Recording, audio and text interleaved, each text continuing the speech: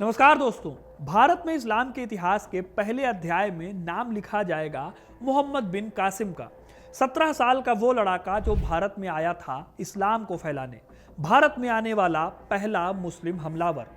बिन कासिम ने 8वीं शताब्दी में भारत पर हमला किया था और सिंध और पंजाब पर कब्जा कर लिया था।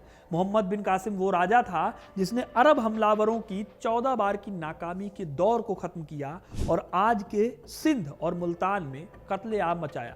उसका मकसद था सिंध के राजा दाहिर को हराना और भारत में इस्लाम को फैलाना। लेकिन जब कासिम इधर सिंध और मुल्तान में कहर ढा रहा था, तब उसी वक्त सिंध के राजा की बेटियों ने ऐसी चाल चली कि कासिम के मालिकों ने ही उसे बेरहमी से मार दिया। आज के इस वीडियो में मैं आपको बताऊंगा कि कैसे सिंध के महान राजा दाहिर और कासिम की लड़ाई में कासिम जीता और मोहम्मद बिन कासिम के अत्याचारों का बदला राजा दाहिर की बेटियों ने कैसे लिया। तो वीडियो को अंत तक जरूर देखिएगा दोस्तों, क्योंकि अपना इतिहास नहीं जानोगे तो खुद को कैसे पहचानोगे। दोस्तों, मोहम्मद बिन कासिम को भारत में आज भले ही कम जाना जाता है, लेकिन पाकिस्तान के कुछ संगठन उसे दुनिया का पहला पाकिस्तानी बताते हैं और उसकी बहुत ज्यादा इज्जत भी करते हैं। तो जिस वक्त कासिम ने भारत पर हमला किया तो भारत अपने खजाने के लिए दुनिया भर में जाना जाता था और यहाँ के सिंध के इलाके पर राजा दाहिर का राज था। राजा दाहिर काफी ताकतवर राजा थे। राजा दाहिर की हुकूमत पश्चिम में मकरान तक, दक्षिण में अरब सागर और गुजरात तक, पूर्व में मौजूद मालवा के केंद्र और राजपुताने तक, और वहीं उत्तर में मुल्तान से गुजरकर दक्षिणी पंजाब तक फैली हुई थी। तब सिंध से जमीनी और समुद्री दोनों तरह से व्यापार होता था। इन्हीं राजा दाहिर की 2 बेटियां थी जिनका नाम इतिहास में अमर है, कासिम से बदला लेने के लिए। उन्होंने बदला कैसे लिया ये मैं आपको कहानी में आगे बताऊंगा। जब सिंध में राजा दाहिर का राज था तो भारत से दूर बगदाद से लेकर सीरिया, तब के पर्शिया यानी ईरान से लेकर पूरे अरब पर खलीफा का ही राज चलता था। इस टाइम पर उमैयद वंश के दूसरे खलीफा वालिद बिन अब्दुल मलिक थे और उनके अधीन बगदाद का गवर्नर था हज्जाज बिन यूसुफ।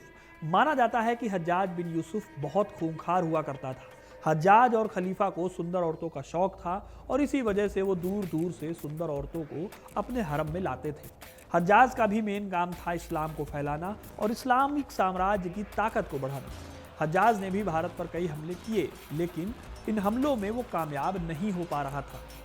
9वीं सदी के मुस्लिम इतिहासकार अल बालाधुरी के हिसाब से अरब की तरफ से कुल मिलाकर सिंध पर 15 बार हमले हुए।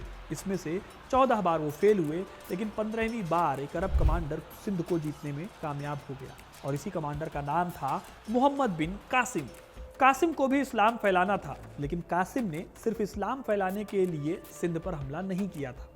असल में बगदाद के गवर्नर अल हज्जाज और सिंध के महान राजा दाहिर के बीच 2 घटनाओं को लेकर तनातनी हो गई थी। पहली घटना यह थी कि हज्जाज ने 2 लोगों को मौत की सजा सुनाई। इनके नाम थे माविया बिन हारिस अलाफी और मोहम्मद बिन हारिस अलाफी।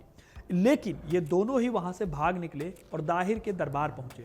गवर्नर ने दाहिर को लेटर लिखकर इन दोनों को वापस मांगा, लेकिन दाहिर ने मना कर दिया। इस तरह से अरब देशों से दाहिर की दुश्मनी हो गई। फिर दूसरी घटना होती है एक जहाज को लूटने की। चचनामा के अनुसार श्रीलंका के एक राजा ने हुज्जाज को जहाज में कुछ तोहफे भिजवाए, लेकिन इस जहाज को सिंधु नदी के दीवल बंदरगाह के आसपास लूट लिया गया।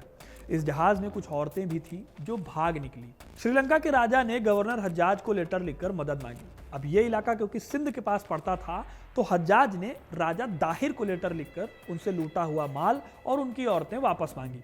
लेकिन राजा दाहिर ने कहा कि वो मदद नहीं कर सकते क्योंकि ये घटना उनके इलाके में नहीं हुई। राजा दाहिर की इन बातों को सुनकर अल हज्जाज गुस्से से भर गया। उसने सिंध पर आक्रमण किया, लेकिन उसे कामयाबी नहीं मिली। इसके बाद हज्जाज ने अपने भतीजे मोहम्मद बिन कासिम को सिंध पर हमला करने का आदेश दिया। इधर सिंध के राजा दाहिर वो बहुत पराक्रमी थे। चचनामा नाम की किताब में उनके बारे में लिखा है कि हर एक सच्चे सिंधी को राजा दाहिर के कारनामों पर फक्र होना चाहिए, क्योंकि वो सिंध के लिए सिर कलम करने वालों में सबसे आगे थे। इनके बाद सिंध 340 सालों तक दुश्मनों का गुलाम रहा, जब तक सिंध के सोमरा घराने ने हुकूमत हासिल नहीं कर ली। ये लिखा है उस किताब में। 6000 की फौज लेकर मोहम्मद बिन कासिम सिंध की ओर रवाना हुआ। आगे चलकर उसके साथ सेना जुड़ती चली गई और दाहिर के पास पहुंचते पहुंचते कासिम की सेना भी काफी बड़ी हो गई।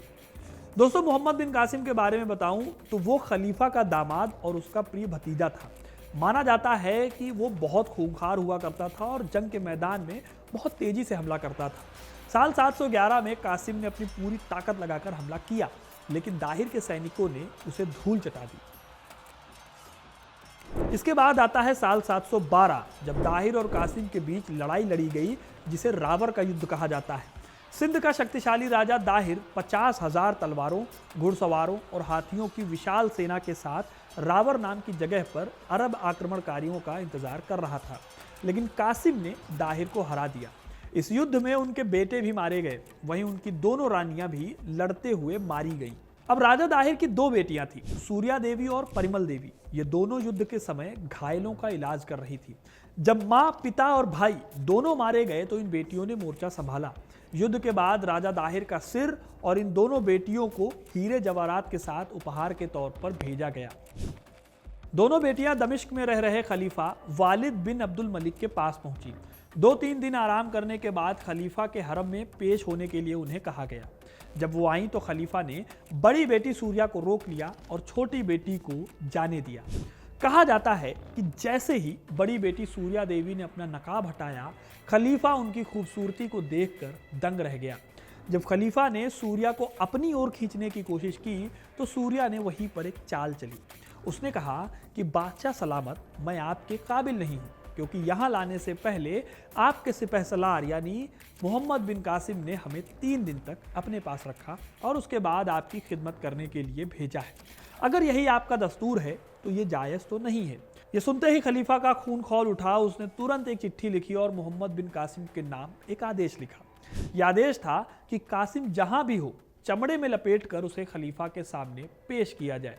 हुक्म की तालीम हुई। कासिम को एक चमड़े के लबादे में लपेटकर संदूक में डाला गया और खलीफा के पास भेज दिया गया। संदूक में दम घुटने से कासिम की मौत हो गई। जब उसका शव दमिश्क पहुंचा तो सूर्या देवी ने खलीफा को सच्चाई बताई कि यह कहानी उन्होंने अपने पिता का बदला लेने के लिए रची थी। खलीफा यह सुनकर बहुत गुस्सा हुआ। उसने उन दोनों लड़कियों को सरेआम दमिश्क की सड़कों पर घोड़े में बांधकर घसीटवाया, जिससे उनकी मौत हो गई। इसके बाद उन्होंने उन्हें दीवार में चुनवा दिया। हालांकि इसके कुछ समय बाद ही खलीफा को भी इतना गहरा आघात लगा, सदमा लगा, कि कुछ समय बाद वो भी मर गया। तो दोस्तों, कुछ इस तरह से भारत में सबसे पहले जीतने वाले मुसलमान मोहम्मद बिन कासिम की मौत हुई थी। अगर कासिम की मौत इस तरह से ना होती तो मुल्तान से आगे भी वो हमले करता। लेकिन ये भी सच है कि सिंध पर कासिम की वजह से कई सालों तक इस्लामिक शासन रहा। दोस्तों, ये थी कहानी मोहम्मद बिन कासिम की। आपको ये कहानी कैसी लगी कमेंट करके ज़रूर बताइएगा। वीडियो को लाइक और शेयर करना ना भूलें और ऐसी इंटरेस्टिंग कहानियों के लिए, इतिहास से जुड़े रहने के लिए हिस्ट्री कनेक्ट को सब्सक्राइब ज़रूर करें। धन्यवाद।